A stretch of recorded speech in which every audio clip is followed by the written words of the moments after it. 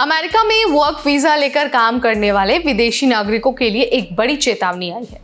US citizenship and immigration services यानी कि USCIS ने साफ कह दिया है कि अगर आपने रोजगार वीजा लिया है और आपने तयशुदा नियोक्ता के पास काम पर आप नहीं पहुंचे या फिर नौकरी छोड़कर अपने देश अगर आप वापस नहीं गए तो आप सीधे इमिग्रेशन कानून तोड़ रहे हैं और इसके नतीजे बहुत गंभीर होंगे।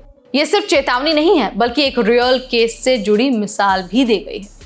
तो भाई क्या कुछ पूरा मामला है, चलिए हम आपको बता देते हैं इसी वीडियो में। नमस्कार, मैं हूं नेहा आपके साथ और आप देख रहे हैं एनबीटी टेक एड। दरअसल यूएससीआईएस ने बताया कि एक व्यक्ति जिसे फ्लोरिडा में टेम्पररी एग्रीकल्चर वर्क के लिए H2A वीजा मिला था, वो अपने नियोक्ता के पास रिपोर्ट ही नहीं कर पाया। बाद में वो कैलिफोर्निया के शहर में मिला। अब इस मामले को आइस यानी कि जो इमिग्रेशन एंड कस्टम्स इन्फोर्समेंट है वो संभाल रहा है और आइस के ट्रैक रिकॉर्ड को देखते हुए ऐसे मामलों में डिपोर्टेशन तक की नौबत आ सकती है। यूएससीआईएस ने अपने ऑफिशियल एक्स पोस्ट में ये साफ साफ लिखा है कि you are responsible for following the terms of your visa. If you violate them you can be removed from the US. मतलब अपने वीजा के नियमों का पालन करना आपकी जिम्मेदारी है। अगर आप उल्लंघन करते हैं तो सीधे आपको डिपोर्ट किया जा सकता है। अब बात करते हैं कि भाई ये जो H2A वीजा है जिसकी मैं बात कर रही हूँ वो है क्या। तो देखिए, ये एक टेम्पररी एग्रीकल्चरल वीज़ा होता है जो कृषि श्रमिकों के लिए होता है। इसके तहत अमेरिकी जो कंपनियां हैं या फिर जो एजेंट हैं जो तय नियमों को पूरा करते हैं वो विदेश से मजदूर बुला सकते हैं और उन्हें टेम्पररी एग्रीकल्चर जॉब्स पर रख सकते हैं।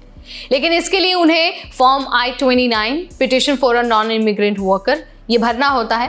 क्वालिफाई करने के लिए नियोक्ता को ये साबित करना होता है कि ये जॉब टेम्पररी या फिर सीजनल है यानी कि मौसमी है।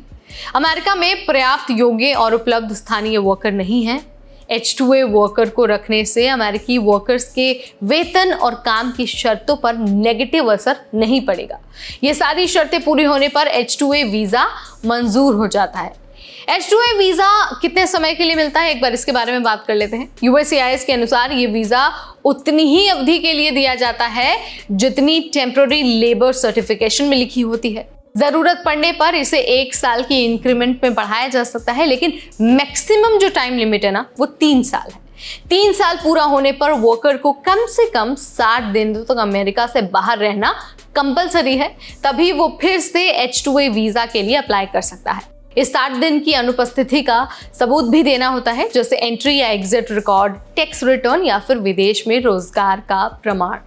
H2A वर्कर के परिवार यानी कि जो उनके स्पाउस हैं और 21 साल से कम उम्र के जो अनमैरिड बच्चे हैं वो H4 वीजा पर अमेरिका आ सकते हैं।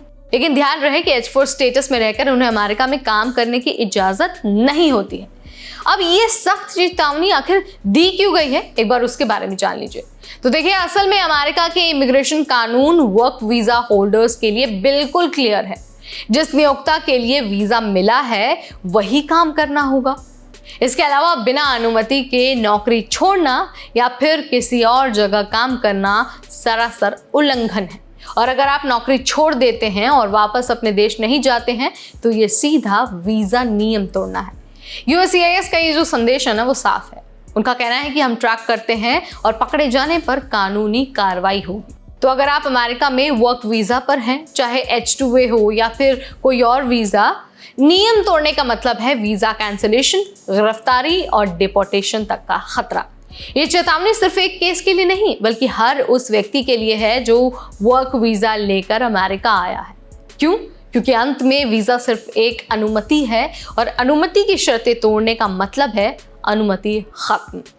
तो यहाँ पर मैंने सब कुछ आपको बता दिया है और ये भी बताया है कि यूएस ने इस पूरे चेतावनी में क्या कुछ कहा है और चेतावनी आखिर दी क्यों गई है। आप इस बारे में क्या सोचते हैं, आपका क्या विचार है, कमेंट के जरिए आप मुझे बता सकते हैं। इस वीडियो में फिलहाल इतना ही। Till then, this is me Neha Upadhyay signing of.